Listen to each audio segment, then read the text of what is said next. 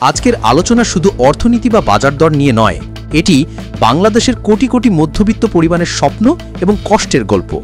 1 বছর আগে যে 1000 টাকা দিয়ে বাজারের ব্যাগ ভরে যেত, আজ সেই টাকা দিয়ে ব্যাগটা অর্ধেকও ভরছে না। আপনার মাসিক আয় হয়তো বেড়েছে, কিন্তু আপনার সত্যিকারের ক্রয় ক্ষমতা কি কমে যায়নি? গত কয়েক বছর ধরে বাংলাদেশের মধ্যবিত্তের সঞ্চয় কেন ফুরিয়ে যাচ্ছে? কেন আপনার কষ্টার্জিত টাকা মূল্য হারাচ্ছে? অর্থনীতিবিদরা বলছেন দেশে মূল্যস্ফীতি হার 7 থেকে 9% ঘরে, কিন্তু বাস্তব বাজার বলছে খাদ্যপণ্যের মূল্যস্ফীতি 12 থেকে 15% কাছাকাছি। মধ্যবিত্ত কি তবে নিম্নবিত্তের থেকে ধাবিত হচ্ছে? আজ বাংলাদেশ টাইমসে আমরা উন্মোচন করব এই অর্থনৈতিক সংকটের আসল কারণ, দেখাবো বাজারের অসাধু সিন্ডিকেটের কারসাজি এবং সরকারের পদক্ষেপগুলো কেন যথেষ্ট হচ্ছে না। আমাদের সাথেই থাকুন, কারণ এই আলোচনা আপনার প্রতিদিনের জীবনের সাথে সম্পর্কিত। দ্রব্যমূল্য বৃদ্ধির কারণগুলো বিচ্ছিন্ন নয়, বরং একটি জটিল চক্রের অংশ। এর কেন্দ্রে রয়েছে 3টি প্রধান চালক, যা আপনার বাজারের ব্যাগে সরাসরি আঘাত হানছে। ক, ডলারের দাম, আমদানি খরচের সরাসরি প্রভাব। বাংলাদেশ একটি আমদানি নির্ভর দেশ। আমাদের জীবন ধারণের গুরুত্বপূর্ণ পণ্য যেমন ভোজ্য তেল, চিনি, ডাল, এমনকি শিল্প কারখানার কাঁচামাল পর্যন্ত বাইরে থেকে আনতে হয়। আন্তর্জাতিক বাজারে মূল্য বাড়ুক বা না বাড়ুক, যখনই দেশের বাজারে ডলারের দাম বাড়ে, আমদানির খরচ সাথে সাথেই বেড়ে যায়। গত কয়েক বছরে টাকার বিপরীতে ডলারের দামের লাগামহীন বৃদ্ধি এই মূল্যস্ফীতির মূল জ্বালানি। বাংলাদেশ ব্যাংক ডলারের দাম নিয়ন্ত্রণের নানা পদক্ষেপ নিলেও খোলা বাজারে এর প্রভাব খুবই কমই পড়ছে। খ, জ্বালানি ও পরিবহন ব্যয় বৃদ্ধি। জ্বালানি তেল, গ্যাস ও বিদ্যুতের দাম বাড়লে শুধু আপনার বিল বাড়ে না, বাড়ে পণ্যের উৎপাদন খরচ এবং পরিবহন খরচ। একজন কৃষক যখন তার ফসল বাজারে পাঠান, তখন তিনি এই বাড়তি পরিবহন খরচ পণ্যের মূল্যের সাথে যোগ করেন। আবার একজন ডিলার যখন সেটি খুচরো বিক্রেতার কাছে পৌঁছান, তিনিও খরচ যোগ করেন। ফলে পণ্যটি যখন আপনার হাতে পৌঁছায়, তখন সেটি মূল দামের চেয়ে বহু গুণ বেশি হয়ে যায়।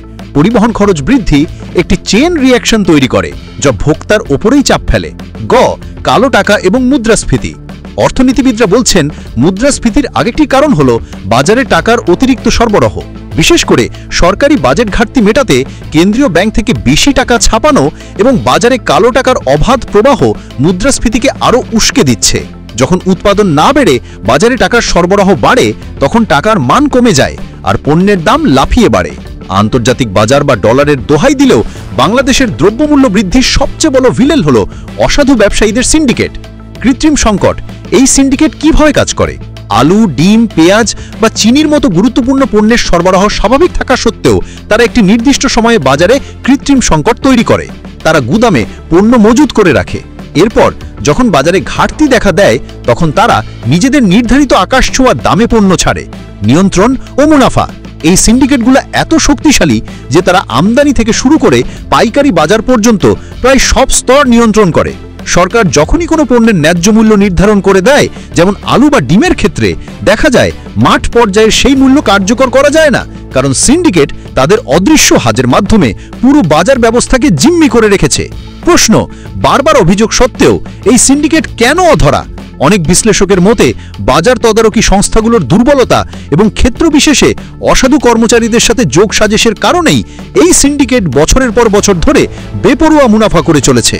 উচ্চ মূল্যস্ফীতির সবচেয়ে কঠিন শিকার এই মধ্যবিত্ত শ্রেণী। ভোগের হ্রাস।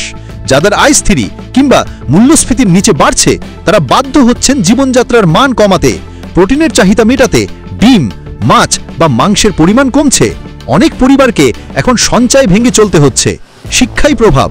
চিকিৎসার ব্যয় বা সন্তানের শিক্ষার মতো জরুরি খাতে বরাদ্দ কমছে। মধ্যবিত্তের প্রধান স্বপ্ন সন্তানদের ভালো শিক্ষা দেওয়া, সেই স্বপ্ন আজ কঠিন চ্যালেঞ্জের মুখে। নিম্নবিত্তে পতন। অর্থনীতিবিদরা বলছেন উচ্চ মূল্যস্ফীতি এবং প্রকৃত আয় কমে যাওয়ায় বহু নিম্ন মধ্যবিত্ত পরিবার এখন দারিদ্র্যসীমার কাছাকাছি বা নিচে নেমে যাচ্ছে। মধ্যবিত্তের সংখ্যা ক্রমশ কমে যাওয়ায় এর দীর্ঘমেয়াদী প্রভাব দেশের সামাজিক স্থিতিশীলতায় এবং অর্থনৈতিক বৃদ্ধিতে পড়বে। এই অর্থনৈতিক সংকট থেকে বেরিয়ে আসার পথ কঠিন হলেও অসম্ভব নয়। সরকারের জন্য প্রয়োজন কার্যকর এবং কঠোর পদক্ষেপ। 1, মুদ্রানীতির স্থিতিশীলতা। ডলারের বাজার নিয়ন্ত্রণে বাংলাদেশ ব্যাংকে আরও কঠোর হতে হবে। আন্তর্জাতিক মুদ্রা তহবিলের পরামর্শ মেনে সুদের হার নিয়ন্ত্রণ করে বাজারে টাকার সরবরাহ কমাতে হবে। 2, সিন্ডিকেট নির্মূল। শুধু মৌখিক হুঁশিয়ারি নয়, সিন্ডিকেট ভাঙতে হবে দৃষ্টান্তমূলক শাস্তির মাধ্যমে। মজুতদারি এবং কালোবাজারির বিরুদ্ধে আইন প্রয়োগ করে দ্রুত বিচার নিশ্চিত করতে হবে। 3, উৎপাদন এবং বিকল্পের দিকে নজর। দেশের ভেতরে কৃষি উৎপাদন বাড়াতে হবে এবং আমদানি নির্ভরতা কমাতে দেশীয় পণ্যের বিকল্প তৈরি করতে হবে। 4, বাজার তদারকি। স্থানীয় প্রশাসন এবং ভোক্তা অধিকার সংস্থাকে আরও শক্তিশালী এবং নিরপেক্ষভাবে বাজারে নজরদারি বাড়াতে হবে। এই সংকট কেবল অর্থনীতিবিদদের জন্য একটি পরিসংখ্যান নয়, এটি কোটি মানুষের জীবন জীবিকার প্রশ্ন। মধ্যবিত্তর পকেট বাঁচানো মানে দেশের অর্থনীতির চাকা সচল রাখা। আশা করি সরকার এই বাস্তবতাকে সর্বোচ্চ গুরুত্ব দিয়ে দ্রুত